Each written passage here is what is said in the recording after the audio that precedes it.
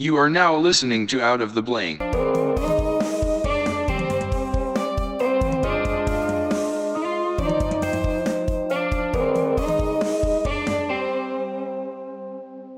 Welcome to another episode of Out of the Blank podcast. I'm here with Alexandre Amaral.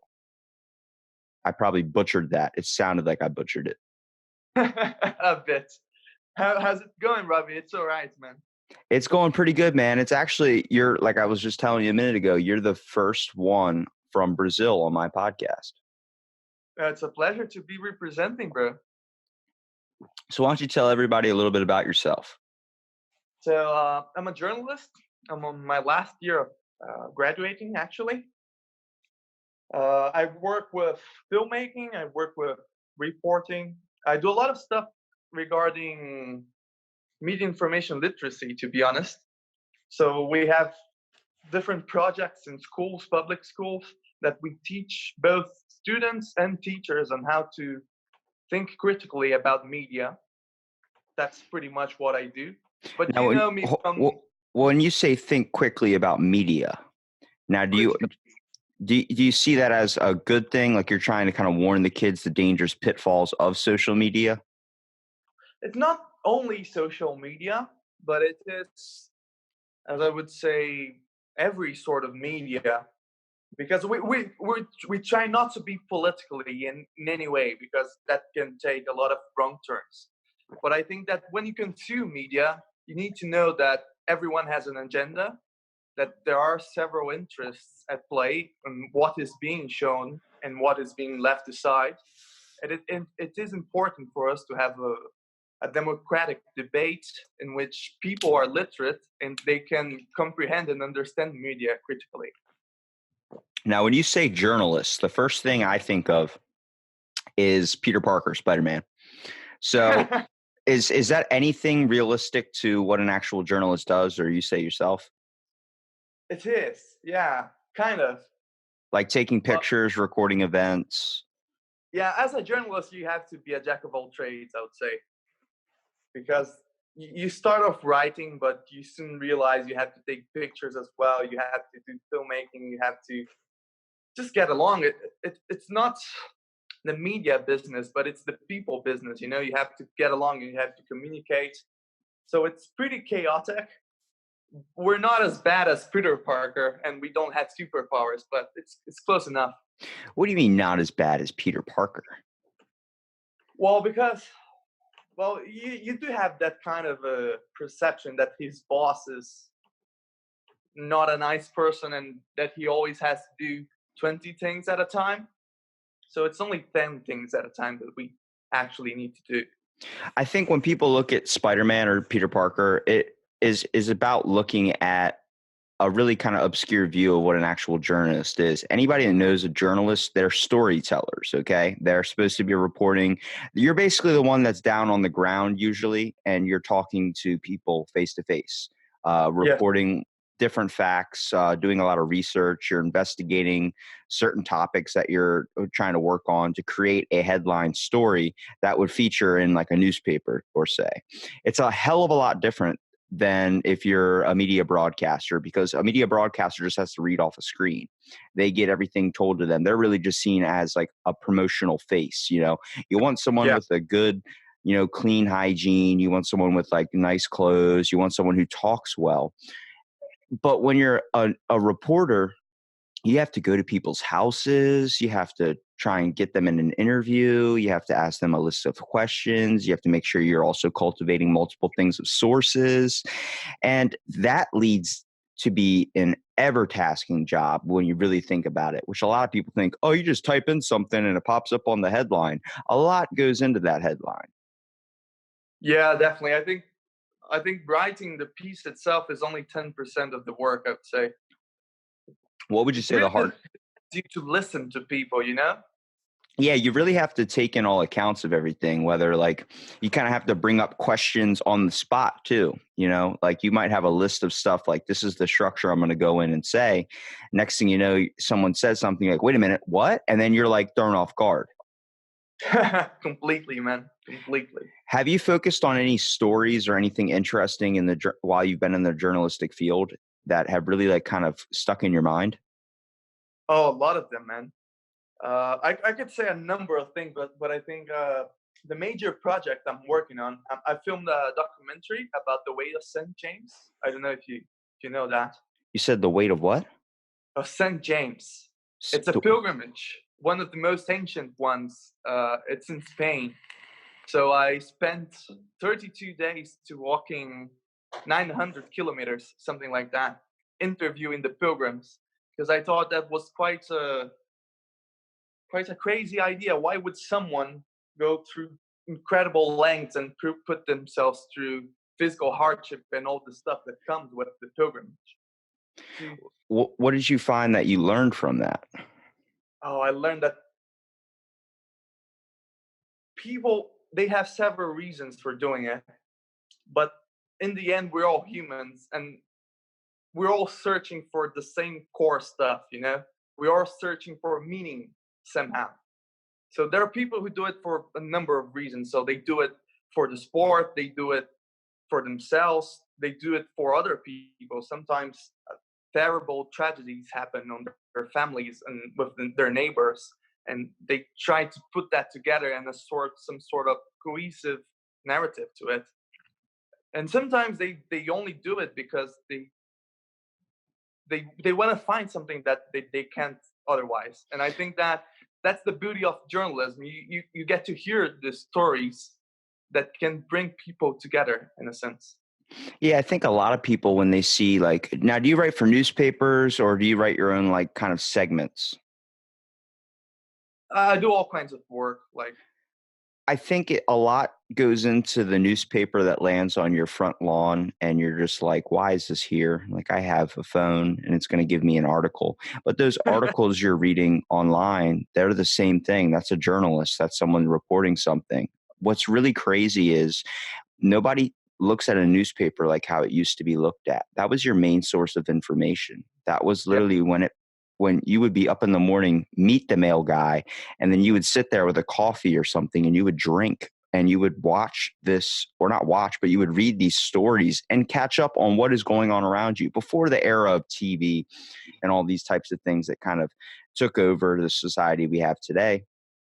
And let me tell you something, it might be a little bit of delayed information, but it's really good information, and it really shows character if you could sit down and read a newspaper, because the articles and the types of things they still do, even though they kind of see this nowadays, is like there's not too many that read newspapers anymore. Most of the time they just sit on your driveway for days and days and days until the thing basically rain pushes it into the cement. And you see that though, but it's like I still enjoy that art. I still like picking it up and seeing it, and seeing also like I love it when someone says, "Oh, you need a job? Why don't you check the local listings in your newspaper?" We still use that to check for jobs because we can't look that up online. I find that fascinating because that kind of keeps it a little bit alive. I do like when I'm reading an article, especially like something stupid or something interesting when it comes to like how cornflakes was invented. And next thing I know, there's this guy that reported on it and giving me all this evidence and this information I had no idea about. yeah, definitely. I think the internet and social media has changed the world in a lot of ways. But there's one thing that stays true to journalism itself, which is credibility. And I think that, of course, you can always criticize certain newspapers, and you should do that. But when you look at the newspaper industry as a whole, if you read 10 different articles regarding that subject, you can find a common ground, and you know that you can use some sort of trusted information, if that makes sense. Yeah. But I would say that the journalists themselves, their role has changed because anyone can be a journalist these days. Anyone can be on the street and record a video of something happening, you know? Well, sadly, journalism devolved into a little bit of just any type of blogger, any type of person that's just writing a little bit of information. I think it's cool that it expands the reach for journalism, but it also kind of deprives it or gives it a little bit less credibility, because that Yeah, person but can be that person can be a liar, and then they just go write an article that's completely wrong, giving someone a wrong source of information. exactly. So, well, there's two things we can push from that, which is the first one. As I said, I'm working with media literacy, which is we're in an age in which everybody needs to learn how to critically analyze media and to understand if something is false or if it's misleading. And not only we get rights and we can empower ourselves by creating podcasts, by creating other sources of content, but you as a content creator now have new responsibilities. Am I right? Yeah. Well, I feel like I'm not relying on like making sure that I always make sure I have something to post, but I'm not looking at people's kind of opinions and stuff of what I should be focusing on. I'm more doing this for my interest in people. Exactly. But what you say should be held accountable in some way. You For cannot sure. incite hate speech, for example. Yeah, well, that's what I tell people. Like for me, that's not in my personality. I'm not the type of person to go dive into anything. At least I try and keep an open mind on everything. I don't make classifications on anything, which makes it difficult to do, especially if you have an opinionated side. But I found that I became a less opinionated when I became open minded. Only on the factor that there's so much that people have experienced, so many things that are going through people's heads that I don't even have the ability to understand, that I found that I can't ever close my mind off to something, whether I've had a bad review on it or not. I think the only thing I joke around with, but I still don't understand, is the fact that like my parents, or not my parents, but my dad, his whole family comes from Baltimore. They put ketchup on their eggs. That is disgusting. I don't like it. I won't ever like it. I think you're a savage if you do. But I also, Baltimore, man. I have huge respect for Baltimore because that's the place where Phelps is from, isn't it? yeah. Huge fan of Phelps. I love the city, but if you put ketchup on your eggs, there's a problem. There's something we need to fix. Something we got to go back in the history, and we got to try and change that. But like I said, all jokes aside, the seriousness when you're talking to someone, I've had people come on and get very, very political, get very, very one-sided, get very, very and I just try and understand and listen as much as possible to try to see their perspective of things. I usually try and fight devil's advocate, only on the concept of, if you only have one-sided views on everything, if both people agree, if me and you say, yeah, well, eggs should never have ketchup on them, then that's the end of the conversation, okay? As much as I would love that to be the final answer, I can't say that because I have to fight the other side of it, because I've seen how much spark and enjoyment people get from doing that, and it's a common thing, at least in my local area. And I need that. I have to fight the side, even if I might not agree with it, because I see that me not agreeing with it would be me not understanding it. So it makes it difficult, at least for journalism, because you have to go to multiple different sources. Now, that doesn't mean you just go, house to house, do all this type of stuff, try to get the whole reference. You got to make sure you're trying to get everybody that was involved in the situation, and also get an outsider's perspective as well. Because being an outsider yourself, you clearly have no information on what is going on. You're just going in head first off a little bit of what you've heard or what you've seen through a video or some type of report. Next thing you know, you're hearing information you've never heard of. You're hearing sides. You're trying to decipher which one's the truth and which one's not. And you can't make a final justification in your article, because if you do that, then you might be doing the situation a disservice. Yeah, absolutely. I think our entire job is predicated on being the devil's advocate, if that makes sense. And you can always tell when people want to have a truthful conversation with you. Sometimes you get people from both sides of the equation, and you know that you can replace them with identical, like-minded, ideological propaganda speeches that would be the same conversation. But when you get someone who is truly interested in, I don't know where this conversation is going, but maybe we can debate and get a common ground and go a step further into getting our minds open to whatever it may happen outside. I think that's when when you're on the right spot. I think it's crazy when you hear people say that journalism is dying, only on the concept of they look at print journalism, not the whole rise of web journalism. Yeah. When they're looking at print journalism, they're seeing like newspapers aren't going to be a thing anymore based on the facts that circulation of them is dropping. The increased revenue, all that ad revenue stuff, is shrinking because companies are not going to want to put their advertisements in the newspapers if they have the money to put it on television.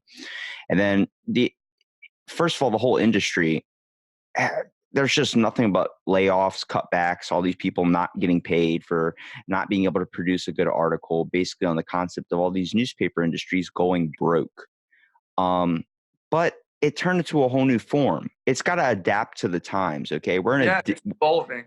We're in a digital age right now.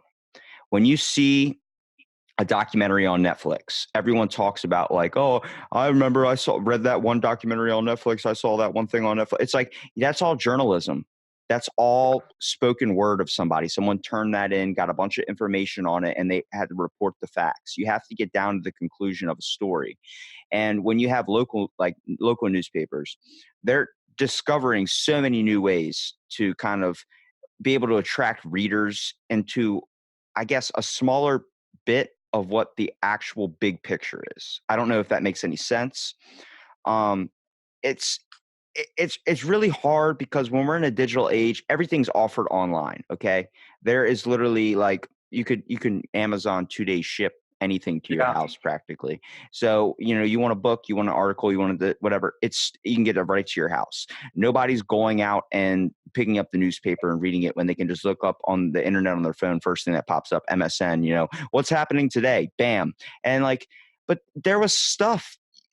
It just amazes me how far we forgot about this thing that used to be so innovative in our life. Back in the day when we were sending messages through people on horseback, and you had to hope to God that message got to you before the date or something like, hey, your grandma passed away. And it's like, what? It's like, when did this message come?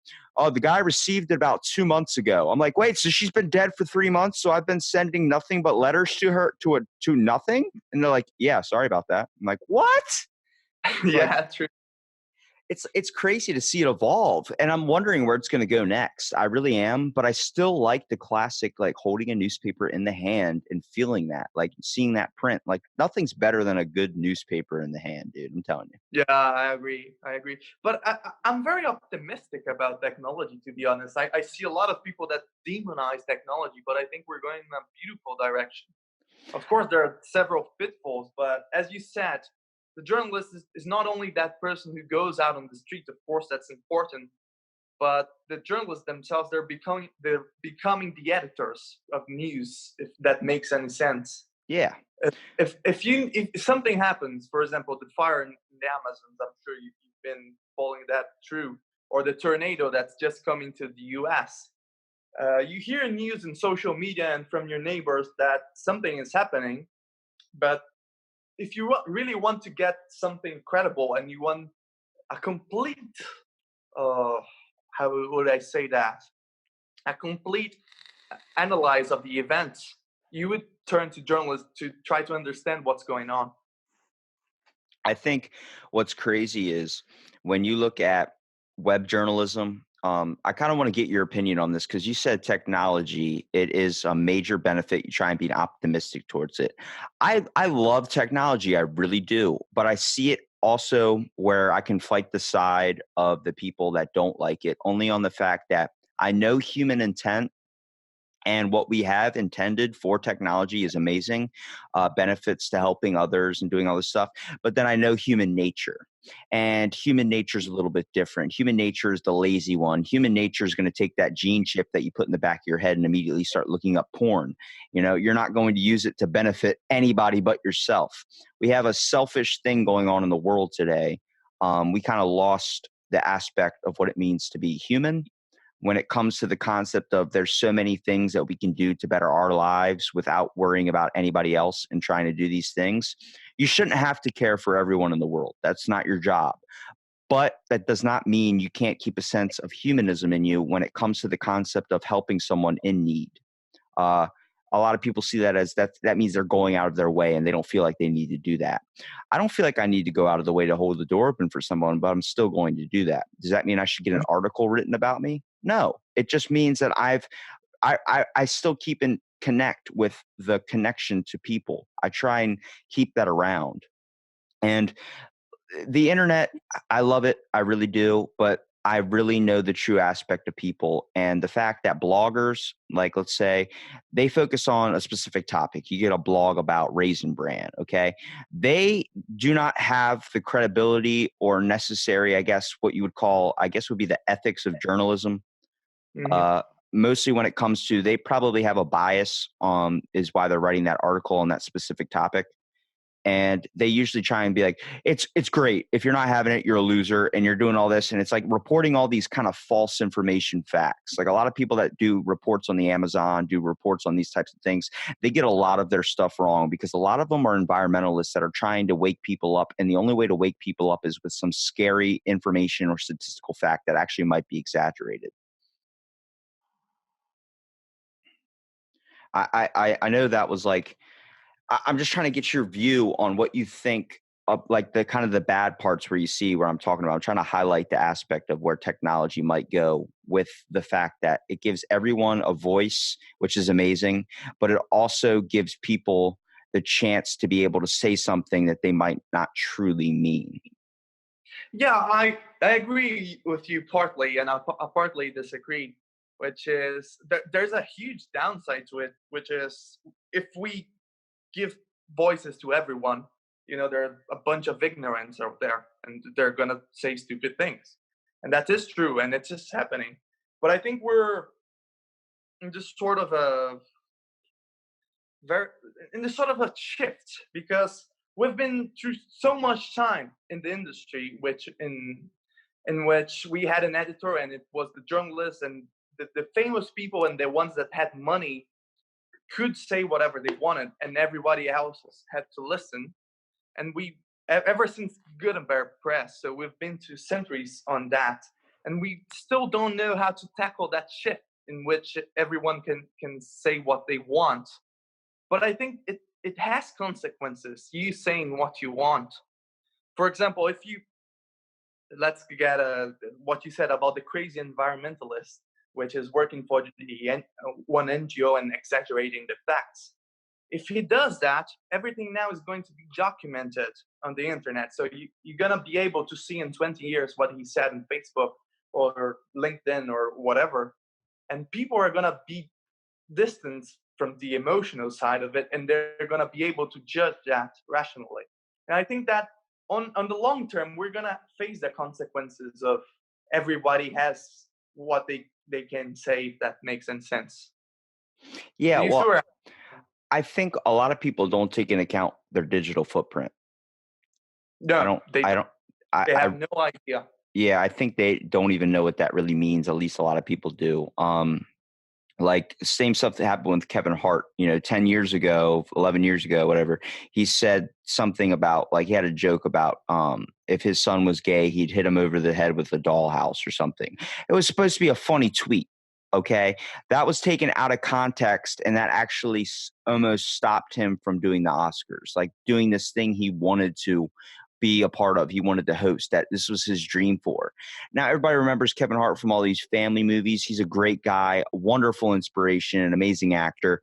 But they looked at that thing he said 10 years ago, 11 years ago, and they held him accountable for that. A lot of people don't realize when you type something, when you write something, that can all hit you back later in life. And especially when you're writing an article, Yeah, if you we're fall, not used to it. well, it's like someone's The tracking internet you. didn't exist 10 years ago. Yeah, it's like someone's tracking you. If you're a Yeah. journalist and you're writing an article and it gets printed into the newspaper back in the day, you saw it with Spider-Man. Let's use that one for example.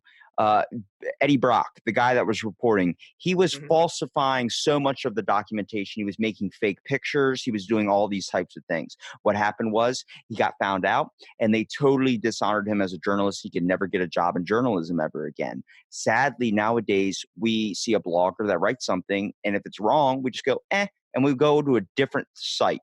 We don't even hold that guy accountable anymore. That scares the hell out of me, because there used to be an impact to your wrong decisions and if you falsified information. Now it seems like the truth, they can be blurred as much as it wants. Nobody's going to truly care about it because they can look somewhere else and find the right information. Yeah, no, but I think that's a massive issue. You're absolutely right. And I think that governments are especially realizing that now, especially with the false information that's being spread throughout the elections process throughout the globe. And I think regulations are starting to take place to cope with that. But it is a tricky territory, because there's one thing that's like the one pillar of journalism, which is free speech. And I think of every free society, free speech should be held. But free free speech implies that you can say whatever you want, but after you say it, you should be held responsible for the consequences, if that makes sense. Yeah, you should understand, like, if you say something, what that might do. Like, what's the cause and effect? If I say this, is someone going to freak out? Is someone going to get hurt? Is someone going to lose their job? Is someone going to do this? Is a business going to get shut down? You have to keep all that accountable. And a lot more of that pressure falls on you when you're still trying to be a journalist, when you're trying to do this, because that is your career. That is your job. And when you never want to do your job half-ass, at least something you care about. And a lot of credibility falls on you because people still look for you guys as their information. They don't want to look at some random person who's 12 years old writing an article in their basement on the benefits of trying CBD oil. I'm like, I don't care about that kid's information. I want to know the facts. I want to be listening to a scientist, not someone that just puts a PhD in front of their name and wants to be called doctor. I want to hear the case studies. I want to hear the research. I want to hear all this stuff. And this is everything you have to report in your article, or at least get a concept of and understanding of. Because if you put it up as wrong, then that one little article that you published, it's like living a life as a lie. Yeah. So Yeah, what is this something that you want to do for the rest of your life? Like, I don't even know how you got started into journalism. Like, what made you want to be a journalist? what made me be a journalist, man? That's a good hell of a story. I've always been passionate about good storytelling. I can tell you that. Whatever it was, fiction, or when I read a book or when I saw a movie. But when I saw this incredible story being told in front of my eyes, and you could read, oh, that was based on a real story and was documented by X and X, there's an extra punch of reality to it. And once someone actually went through hell and wars to try to do something better, because there's so many people, man. Of course, we often see in the news the bad events are highlighted. So the mass shootings, the attacks, and the tragedies. But there are so many good people on this earth. That's one thing that journalists told me. There are so many good people, everyday people that you don't hear about, doing remarkable things, not for themselves, but for others, for those that they care about. And I think that I wanted to be a journalist to highlight the positive stories, the good role models, Yeah, you because want we're lacking that in today's world. to show the best parts of humankind, not the worst parts that get played on the news, the ones that show all the killings, the murders, and all these types of things. You wanted to focus on, there are people down there that are interested in something. This is why I kind of a little bit started it myself. I found an interest in people. I knew that all people were suffering from something, but we all had something about us that made us unique and made us wonderful and made us, like, truly, like, once you bring up a topic, next thing you know, that person's like knows everything about it and gets just, you see their face light up when you bring it up. I found They that do. so fascinating. And that's why I started doing it in person. It was amazing to see that right in front of me, which is probably like what you experience when you're talking to someone on like an article, like, this guy owns the biggest ball of twine. And you're like, why do you own the biggest ball of twine? He just goes, let me tell, and just starts going off about this thing that you know nothing about. And he's just like, you're seeing the spark of creativity and passion light up in their eyes. It's probably had to be the best feeling in the world. Yeah, and let me tell you something. You probably realize as well because of your podcast. Sometimes you don't even have to ask.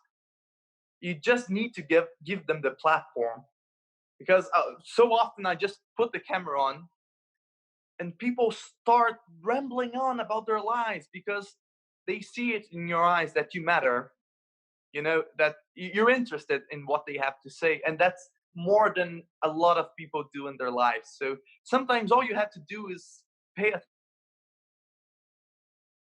attention and listen, and people will tell you the most remarkable stuff. Yeah, a lot of times, like they talk about, like, all right, have you ever seen the movie Nightcrawler, Nightcrawler, which one is that? the journalistic one with Jake Oh Gyllenhaal? yeah, I saw that. I saw that. Yeah. Okay, now have you ever, this is probably like you're probably gonna say no, but have you ever like had a moment where you were like you felt like you had to create a story because there was nothing really interesting out there? I mean, you probably, as you know, you probably constantly report on just small town articles. You don't really have any giant news stories that see are gonna get you a giant glory to fame. Do you find that like you might sometimes try and find or look constantly too much for that information, or look for like a terrible accident just so you have a story to report that might get you your shot? I never did that, man. Well, I'm not I saying you caused a No, car no, no. accident, Yeah, but but I, yeah. I, I never thought of doing that because I think it corrupts you in a way, your soul. I think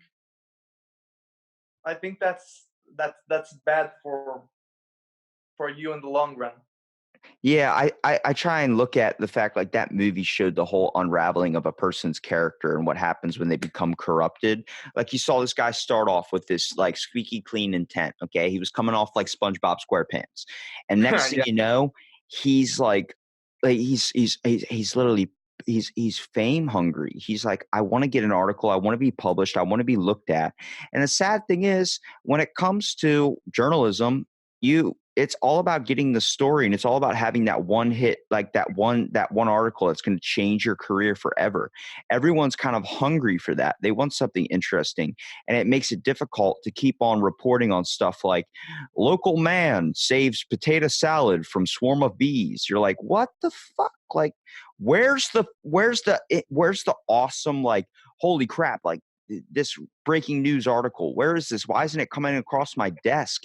And you saw this guy literally start to create these accidents, start to film these things. Like he would cause a car accident, he would throw stuff in the road, he would do these things that would cause people to get these terrible accidents and either lose their life or something, just so he was on the first one on the scene before the paramedics, being able to record it, not helping, but being able to see the whole situation unfold.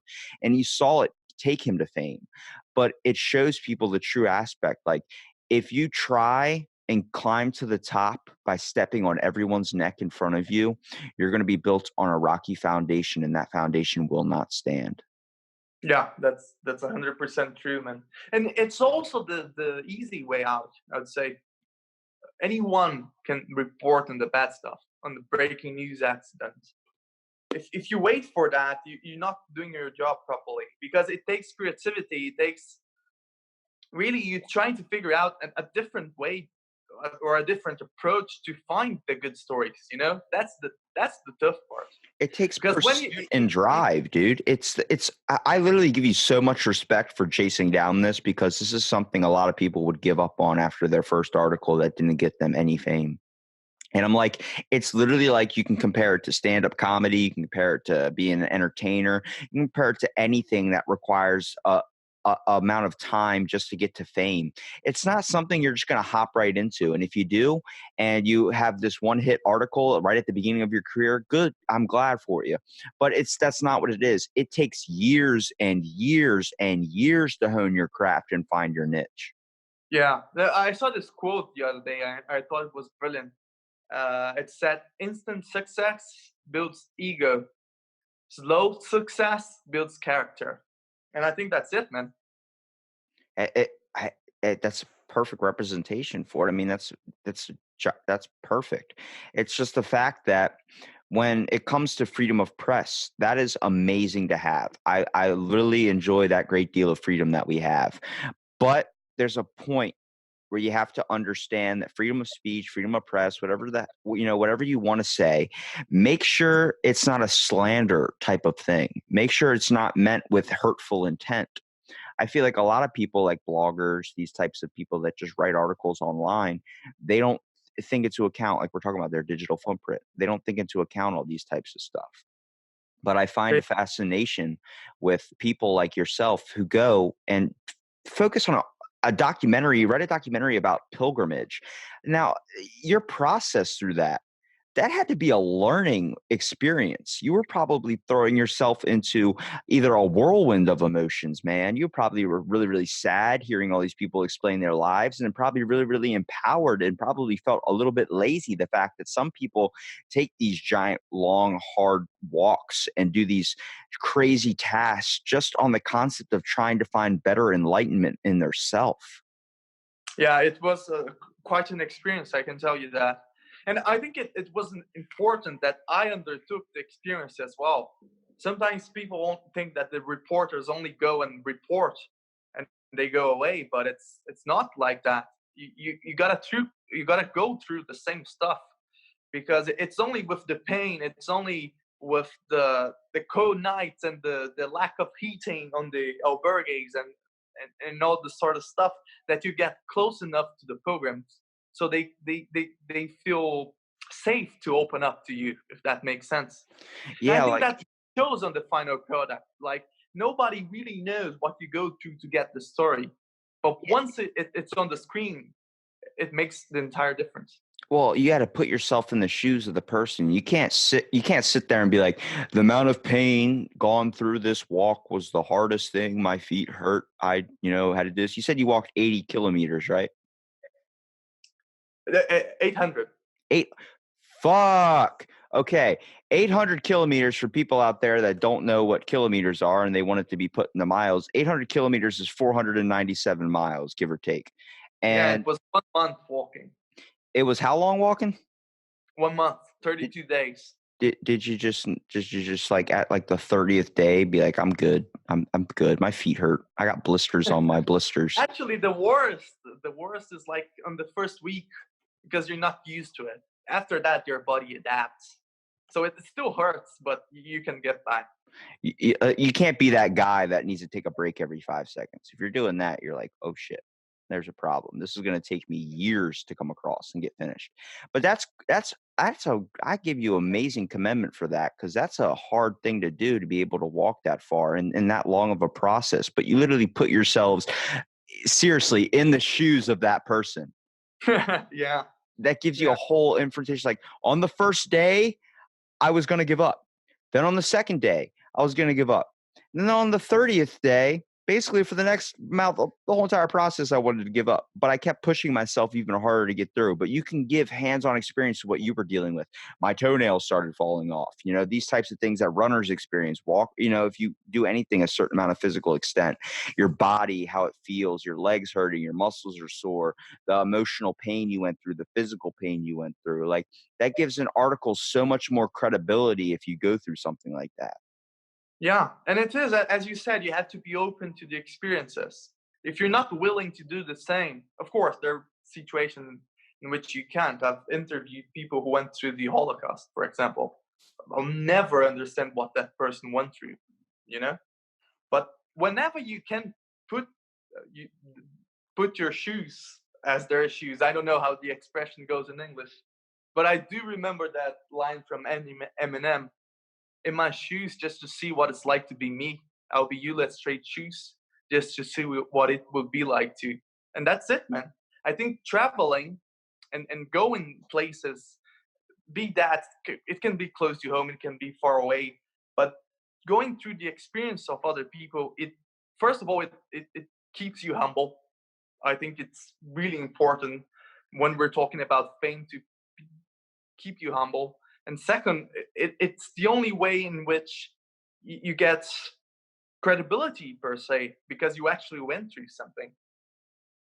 Yeah, man, it definitely gives you more of a perspective and an insight onto the lives that people can live.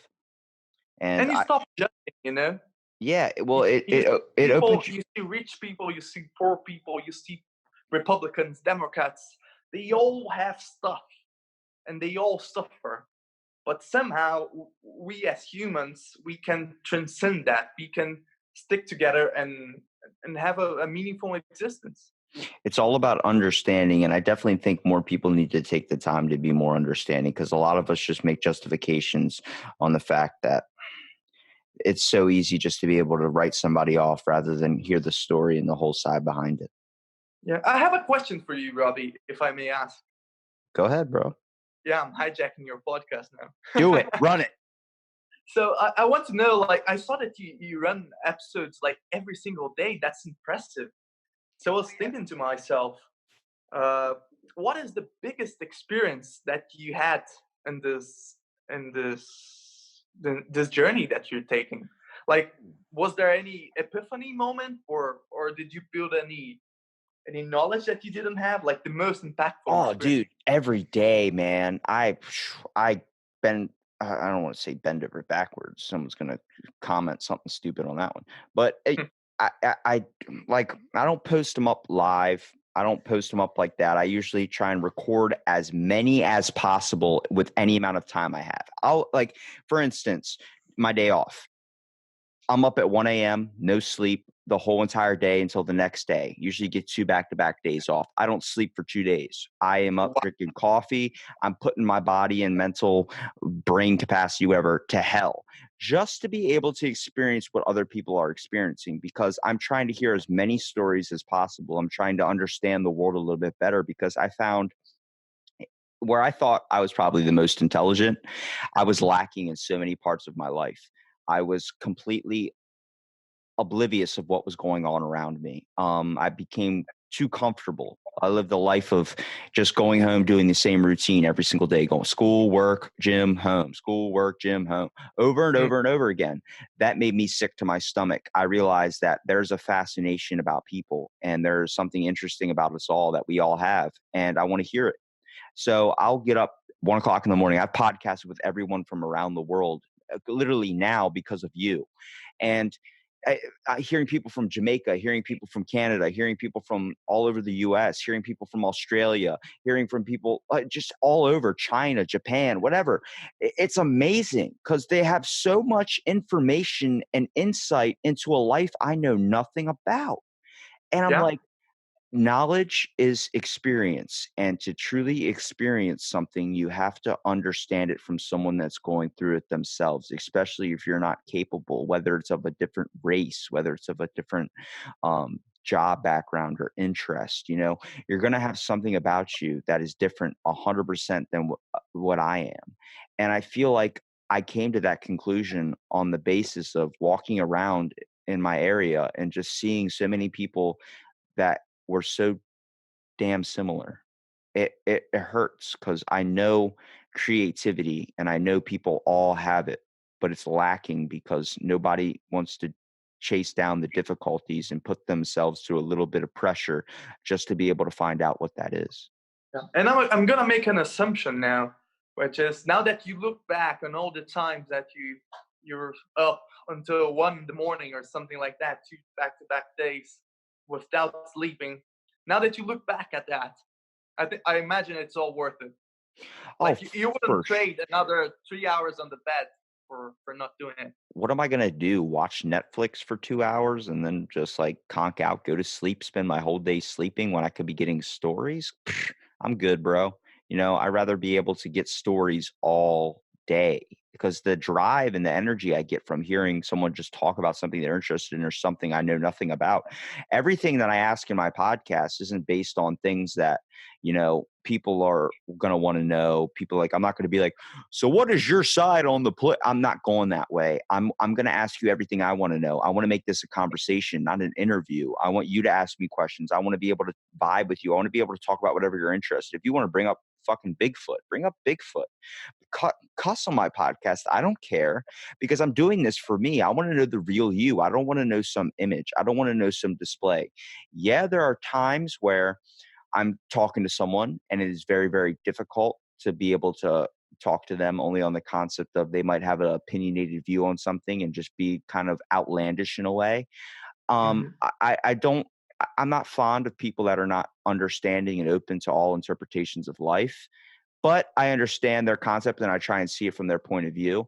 And there are some people that you talk to and they give you one word responses. Like, you're not really giving me any good conversation to be able to talk to. Like, it's, if I talk to you in person, you're just going to say okay to me the whole time. It gets a little bit annoying, but Yeah.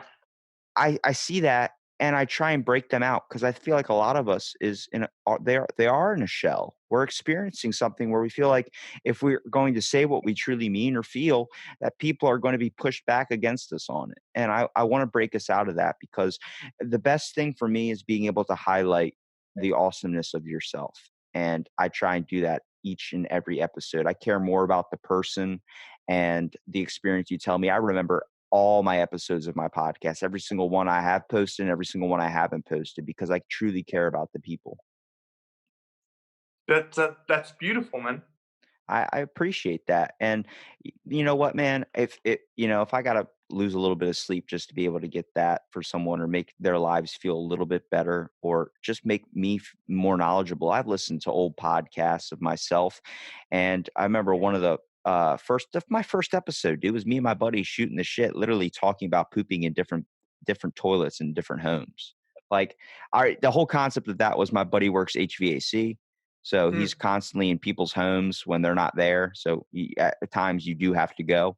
And it's pretty common with HVAC people. Me, I work in a hotel. So I literally, during the winter, our hotel's empty. I'm going to every single bathroom and going into every single bathroom and using it every single day until, I can't do it anymore. And it was just a joke. We didn't know where it was going to go. It was really kind of awkward conversation for 30 minutes, but it showed my growth through it all. Like my questions, my thoughts, my processes. I've looked back at some of my episodes and I hear myself ask something where nowadays I'd be like, well, I should have asked this and I didn't. And because I'm interested now. And that's when I have the person back on, like, hey, I had some more things that I thought about in our conversation where I want to know this. And bam, next thing I know, I'm getting it again. That's why I tell people this isn't a one and done thing. This isn't something you're going to come on and you're going to, just be on once and you're never going to have a chance again. No, I'm going to offer you back on again. I definitely want to wait till it's a little bit down the road, just so I have some time to kind of analyze and think a little bit more, and maybe bring up some better points and a little bit of kind of better things that I could ask you, just so I can knowledge myself. But everyone is willing to come back on. I've had people I've helped people with theirs, get theirs started, and say, don't give up. Don't look at the views. Don't look at the likes. Don't look at any of that. Do this for you and remember why you do it in the first place. Yeah, I agree 100%, man. So often, as you say, people get caught up. They think that true impact is reaching millions of people. But from my experience, at least as a journalist, true impact is, even if you reach 5 people, if one of them send you a message, you know what you wrote, what you filmed, really changed my view on this. And I took action. I did something. I started a new job. I quit complaining. I tried to be more open to other people, and now my life's better off because of it. That that's everything you need to hear. And let me tell you something. It was amazing having you on my podcast and explain to me this world of journalism that I really knew nothing about. And the fact that you put your body and your mental health through such amount of stress just to be able to put yourself in literally the shoes of this person and their experience, and be able to create such a documentary. That's amazing, because it shows that's the passion and drive that I'm looking for when I talk to people. I want to see how far they're going to go into whatever they're interested in and truly make it happen. Thanks, man. I appreciate it. It was an honor to be here. And I'll Uh, send you the documentary once it's ready. Please I think do. it will be out on next year, June probably, something like that. I'll make sure I watch it for sure, man. And I'll have you back on after I watch it. I'll probably have you on before that, whenever you want. And I want to give you here a minute at the end to be able to promote your documentary that's coming out, and also be able to promote anything you want to. Yeah, definitely. Thank you. So my documentary, I still don't have a name for it, but it's gonna to be about the Pilgrims of Santiago. It's gonna be out probably in June 2020. I'm gonna apply to a bunch of festivals, international. So keep an eye out. I'll make sure to send to Robbie as well, so he can give me a shout out. That's it. If you're interested in what I do, the invitation to come here to Robbie's podcast actually came through my buddy Jagwit, which he interviewed a couple of episodes back. We have the International Connection podcast as well. We talk to people from across the world, and it's very interesting. And if you want to follow me on my journalism and media literacy journey, just hit me up on Instagram. It's Alex. I don't know. You just leave it down the description. It's not easy for people who are not English speaking to say, but anyway, it's a pleasure. Shout to be out here, to all my English people out there like me that can't pronounce his name correctly, and I'm sorry for that. Don't worry. Your guys' podcast is actually pretty interesting. I really enjoy it. I like to see, it's just awesome that like there's people out there willing to understand and talk to people like on the ground. I like seeing that. And if you ever need any body on it, I'm more than happy to be a guest on it. I'd love to talk to you both and have you both sit down and be able to help you guys in any way if I'm beneficial to you guys at all. And definitely, you're on the lineup then. Oh, sweet. And then I also want to shoot you 2 things you could say for the name of your documentary. Okay, go So, ahead. one is walking memories. So you could do that one to kind of, or walking history. So it's literally like you're reporting this thing that in history that people do, and you're walking it. So you're experiencing it or experiencing whatever. And then you can call it the long road. I don't know which one, if any of those are good. Ooh, I like that. The second one is cool, man. The long road sounds mystical. It does. Sounds like Bigfoot's gonna like be like, let's go. We're gonna take a walk down to the dark side. You're like, all right, let's do it. Then 32 days later, you're like, fuck Bigfoot. We could have easily Ubered or something. 1 hour by plane. Well, dude, it was awesome having you on the podcast, and I thank you again. And everyone, please check out his content. I'm going to link it in the description. It was amazing having him on. Thanks, man. Pleasure to be here.